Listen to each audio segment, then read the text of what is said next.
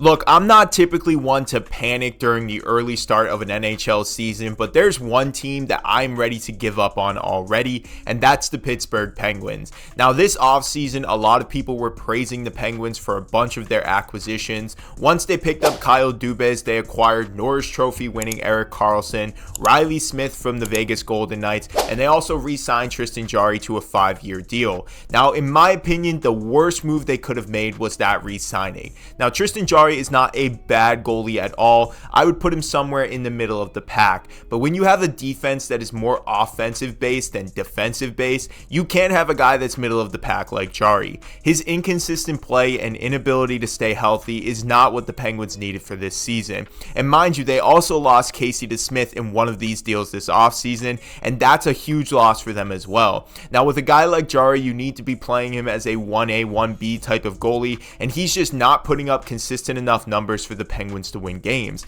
In some games he'll have a shutout, in other games he's allowing 6 goals. It's just a mess in net for the Penguins. Now, he's not the only problem with this roster. Obviously their defense isn't strong enough, which is making him look worse, but the Penguins have a really serious problem here because this is their last chance to let Crosby, Malkin, and Letang win a cup, and if you can't do it this season after making that big swing for Erik Karlsson, it's not going to happen in the next few years. With teams like the Columbus Blue Jackets, New Jersey Devils, and other ones in the Metro rebuilding and becoming better, it's not like the Penguins are going to be doing anything in the near future to improve their team more from this, which means they're going to continue falling in the standings. Now, right now, the Penguins sit with a 3-6-0 record and are at the bottom of the Metro Division, and if that doesn't shock you, I don't know what else there is to say. Now, obviously, the Penguins can turn their season around, but I just don't see it happening unless they improve in their defense and goaltending. You're obviously getting great point production from Sidney Crosby,